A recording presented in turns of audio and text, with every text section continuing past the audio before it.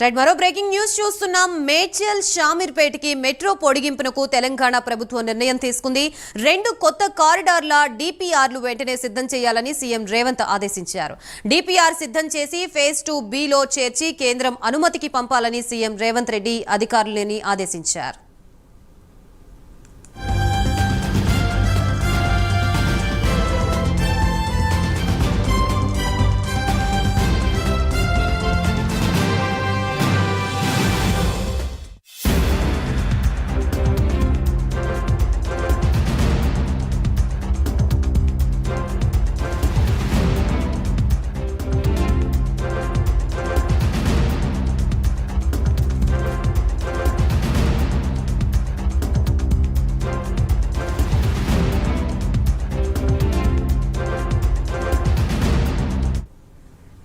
Medchal షామీర్పేటకు metro పొడిగింపునకు Telangana ప్రభుత్వం నిర్ణయం తీసుకుంది. 2 కొత్త కారిడార్ల డిపిఆర్లు వెంటనే సిద్ధం చేయాలని సీఎం రేవంత్ ఆదేశించారు. డిపిఆర్ సిద్ధం చేసి ఫేజ్ 2Bలో చేర్చి కేంద్రం అనుమతికి పంపాలని సీఎం రేవంత్ రెడ్డి అధికారులని ఆదేశించారు. ప్రస్తుతం ఈ అంశానికి సంబంధించి మనకి పూర్తి అప్డేట్స్ ఇవ్వడానికి మా ప్రతినిధి చందు సిద్ధంగా ఉన్నారు. చందు,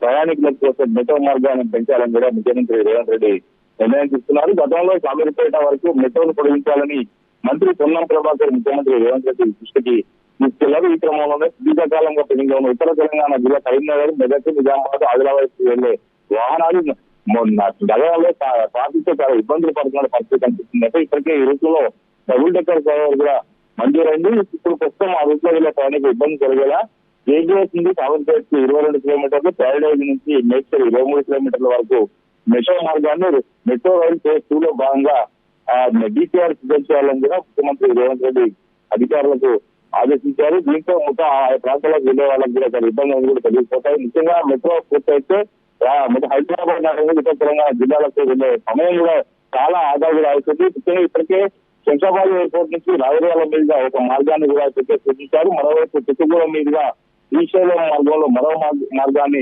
ఆప్షన్ గా డిపిఆర్ కూడా సిద్ధం చేశారు. మరోవైపు ఎయిర్పోర్ట్ నుంచి పోర్ట్ సిటీ యూనివర్సిటీ వరకు కూడా ఓయా శ్రీశైలం రోడ్డుగా 22 కిలోమీటర్ల దూరంలో మార్గాన్ని కూడా ప్రతిపాదించారు. మొత్తం 12 స్టేషన్లు కాగా నిర్మాణ వ్యయం 6,173 కోట్లుగా నిర్ణయించారు. ప్రస్తుతం ఎయిర్పోర్ట్ నుంచి పోర్ట్ సిటీ వరకు కూడా రాజువాల మీద మరో మార్గాన్ని సూచించారు.